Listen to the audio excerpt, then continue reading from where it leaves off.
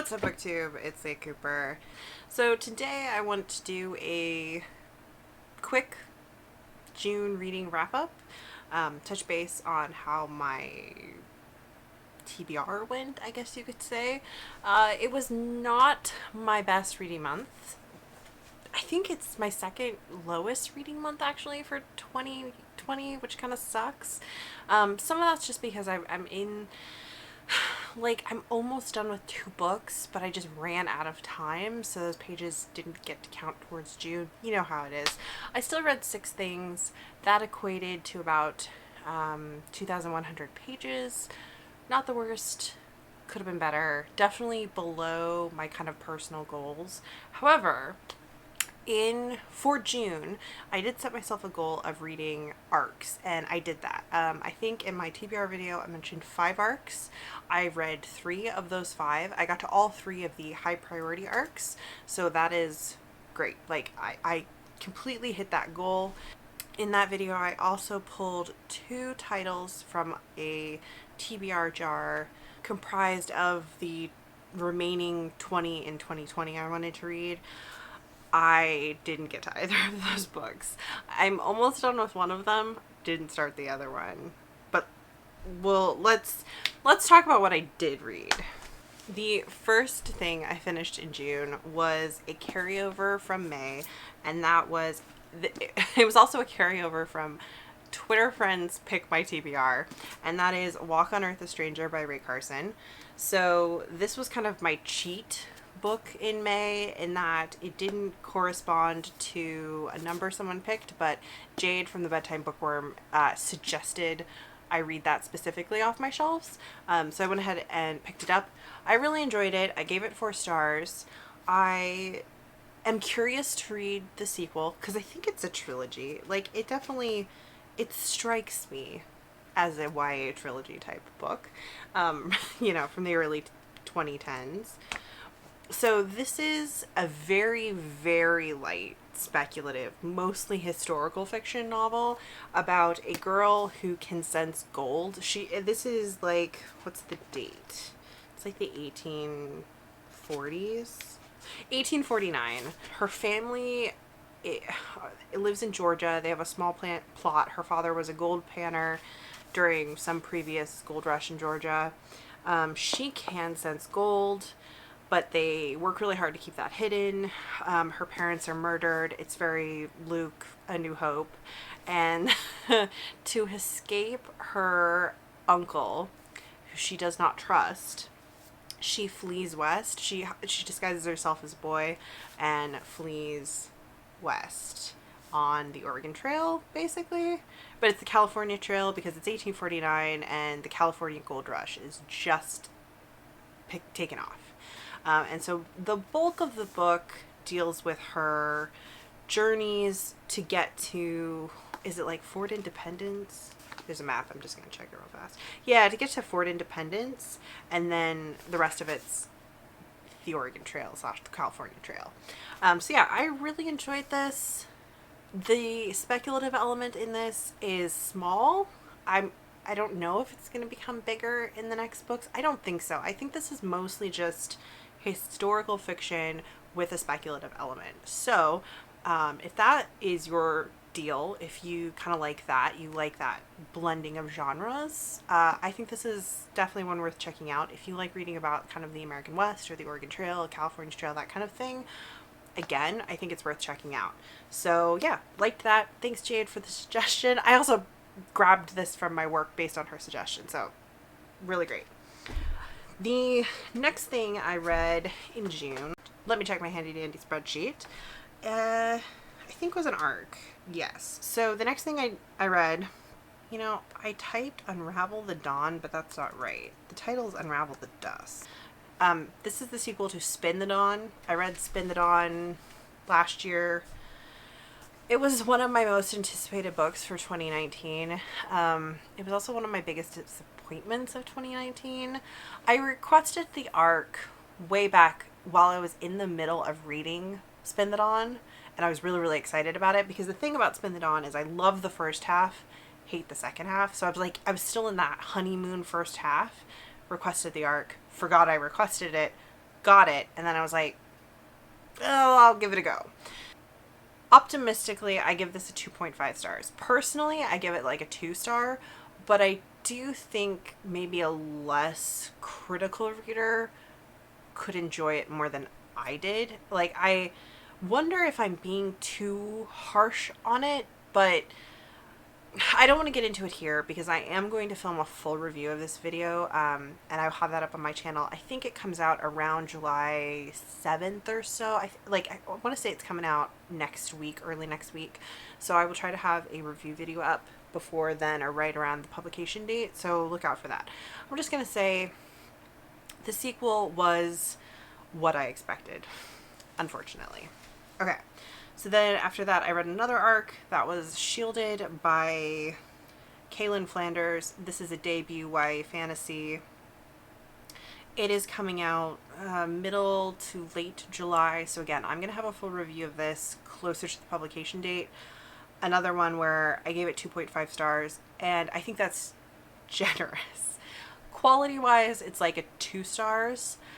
And the only reason I rounded up to 2.5 stars, and I fully admit this, and I will probably talk about it more in the review, is that it had some really dumb fantasy tropes that appealed to me. So the second half of it, I had fun reading it, even though objectively it wasn't very good. So that was unfortunate. Again, this was when I requested. I went through kind of a spree of requesting things from the library and NetGalley of upcoming YA fantasy releases when I got transferred to the kids department at my former work.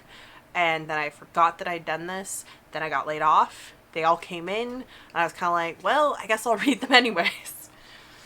Unfortunately, struck out 0-2 this month on those arcs.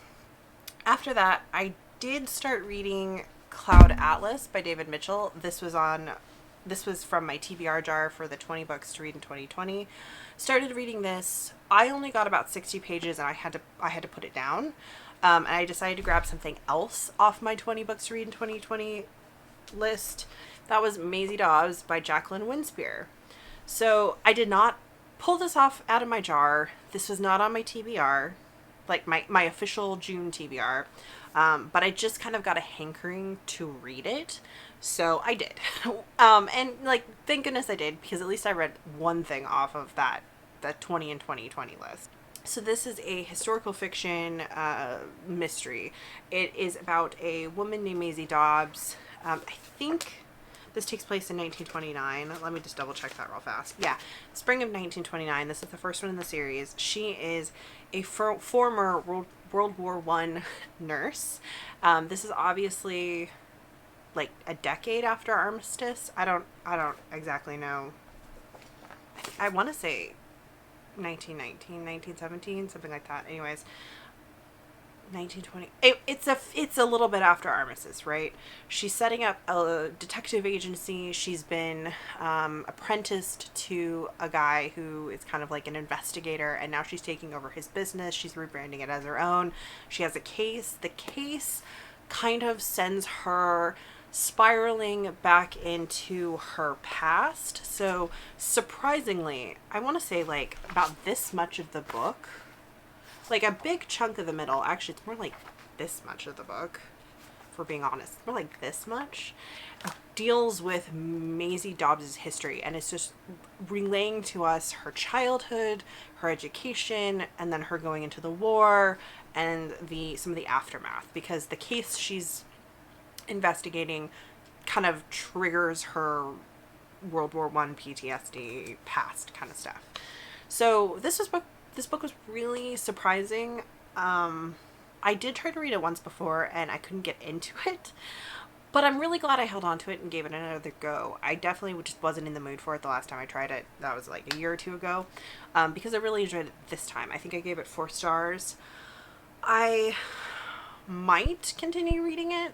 Don't know. It hasn't really, like, it's not like Amelia Peabody where immediately, yeah, I wanted to keep reading those, but I wouldn't be averse to reading more if I was in the mood for them.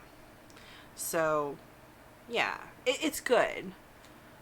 I think if you're interested in, the thing about it is like this didn't have enough of a mystery in it for me. I think that's the big problem, because we spend so much time on Maisie's past, like Maisie's childhood. That's probably just an element of this first book. If you've read more in the series, let me know in the comments down below if that is like a recurring thing that happens in these books. I suspect it's just an element because this is the first book. I'm hoping later ones, maybe, like if later ones have more of a focus on the mystery element, I would like them even more. Yeah. So that's where I'm at on that. And I got that book checked off the TBR. So after that, I also read an ebook I got from the library. That would be Queen of Nothing by Holly Black. I kind of requested this just on a whim. I think I was thinking when I requested it that I didn't want to let too much time go by between reading The Wicked King and just finishing the story, the trilogy. I wanted to finish the trilogy because I'd invested time in it, and I was kind of curious. A friend of mine read it. She really hated the third book, and I was just really curious to see if my feelings would align with hers, to be honest. I just wanted to like wrap up that chapter before I forgot too much about The Wicked King. Obviously I read The Wicked King for the BookTube SFF Awards this last spring.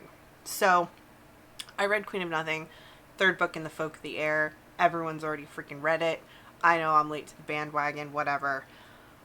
I loved this one. So I have been like neutrally positive about this trilogy. I think the first one is definitely readable, enjoyable, kind of a fun romp. I had a lot of problems with the second one. I think it was definitely the weakest of the three. Like, there's parts of the second one that are interesting, but it's just the pacing of it is so all over the place and erratic, and like I think it really suffers from having a single POV. I do think that one would have been more interesting as a dual point of view. Queen of Nothing, though, so good. I loved it. Start to finish, loved it. I think Holly Black mentioned on Twitter she's not averse to writing kind of follow-ups down the road, things like where are the characters now. If she does, I will totally read them. Because I just really enjoyed this conclusion. I thought it was a really good conclusion. I liked everything that happened. I liked the plot points. I like the kind of down on her luck point at which Jude finds herself in the beginning of the book. I love, what is her name? Moog? Something Moog. The like cannibal warrior general fairy. Love her. Love her. I definitely wanted more with Jude's twin sister. I think I want a novella about her now. I didn't really like her in the previous books, but that's one thing I felt there could have been more done to like wrap up stuff between them, especially considering her sister kind of like kickstarts this book. But man, I loved it a lot. I loved Cardin in this one. It was great. It definitely it was the right tropes for me, and it kept up its pace. It didn't derail itself in the middle of the book, which I felt happened in the second book. So yeah, I really liked Queen of Nothing. Frankly, okay, here's the thing, right? So when I read Wicked King for the BookTube SFF Awards, it was nominated in the YA fantasy category, and my vote isn't for it. My vote's gonna be for Sorcery of Thorns, because I think altogether it's a better book. Even though I'm not super into Sorcery of Thorns either. If Queen of Nothing had been nominated instead of Wicked King in this category, it would be the clear winner for me. So I guess my tastes are just completely different than everyone else who nominates shit for these awards. I guess. Because I think Queen of Nothing is definitely the superior book to Wicked King. They both came out in 2019. That's why I'm bringing this up. They were both eligible for the BookTube SFF Awards. So there's my 2 cents. After that, I finished one more book. Is that true? 1, 2, 3, 4, 5. Yeah. Okay. So I only finished one more thing in June, and that was the third arc I read, and that was Riverland by Fran. I have since filmed and put out a full review for this book. I will leave a link to it in the cards and down below in the description so you can go check out my full thoughts. This is a middle grade contemporary fantasy novel, bit of a portal fantasy element to it. It takes place in our world and in a fantasy land. It's about two sisters who live in an emotionally abusive home, and they're trying to fix things while going back and forth between our world and kind of like a dream world. And if you can hear noises outside my room, I apologize. So I gave this 4 stars. I really loved it. It emotionally resonated with me. I would highly recommend it if you're kind of in the mood or on the market for that kind of contemporary fantasy middle grade fiction. The 2 characters are aged 12. Like, the main protagonist is age 12. Her younger sister is 7. Just to kind of give you an idea of the age ranges involved. And yeah, I really liked it. So go check out that review. So yeah, though that was all the stuff I finished. I'm also currently listening to Arabella of Mars by David D. Levine on audiobook, but I haven't finished that. I have like 3.5 hours left of that audiobook. I'm like 2/3 of the way through it. I just didn't get it finished. I should have. 100% should have, but I didn't. And then, so I mentioned that I started reading Cloud Atlas and then I had to put it down. I was so close to DNFing this when I put it down to go read something else. Like, I was really seriously going to DNF it. But I think I read The Queen of Nothing, or I read Maisie Dobbs. And then I was like, you know, maybe I read both. I don't know. Anyways, doesn't matter. I read another book and I was kind of like, I really want to read Cloud Atlas though. So I went back, started reading some more Cloud Atlas, kind of with the thought that, well, maybe I'll just read like 10, 15 pages of it and then I'll put it down again and treat it like The Historian, where I'd read like 10, 20 pages and then go read another book and then come back to it and alternate between the two. But I'm going to tell you, I got sucked into Cloud Atlas and it didn't let me go. So I am now almost on page 400. This is 530 pages. So, you know, I'm right there in the book. And I'm really enjoying this.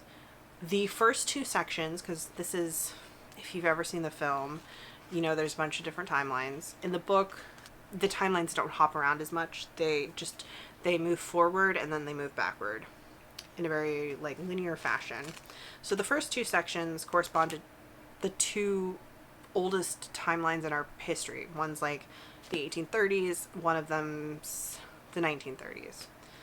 And those 2 sections were really boring to read. And that's why I was so close to DNFing it. I was kind of thinking, man, maybe this writing style is just not for me. But I got through the 1930s section, and I got to the 1970s section, which is the Louisa Ray section, and I loved it. Totally got swept away into it. So I've now read the 1970s, 2010s, the futuristic New Soul section, and the Far, Far Future section. And I've just really loved all of those sections. And now I'm moving back through the 2010s. I'm hoping I like the last 2 timelines better when I get to them. That's these 2 sections right here. I'm hoping they don't just like completely ruin the book for me. We'll see. I do think it's something where if you picked it up and you struggled with it, maybe keep going. Like, if you like the story, if you like the movie, keep going. That being said, I do think there are things in the film does better than the book. But there's also, okay, I'm going to have to stop myself there because I could just keep talking about it and I haven't even finished it. I shouldn't even be talking about it in this wrap up. I'll save this for July after I finish reading it. Maybe I'll do a whole review. I don't know. I mean, it's from 2004, 2003. Like, should I really do a review about Cloud Atlas? I don't know. Maybe. I might. We'll see. Anyway, so yeah, that's everything I read in June / was reading in June and I'm still reading. Thanks for watching. I'll have my TBR for July coming up shortly. Yeah. And look out for those full-length reviews for the July YA fantasy releases that I read arcs for. They will be coming up next week, this week, a couple weeks from now. Yeah. See ya!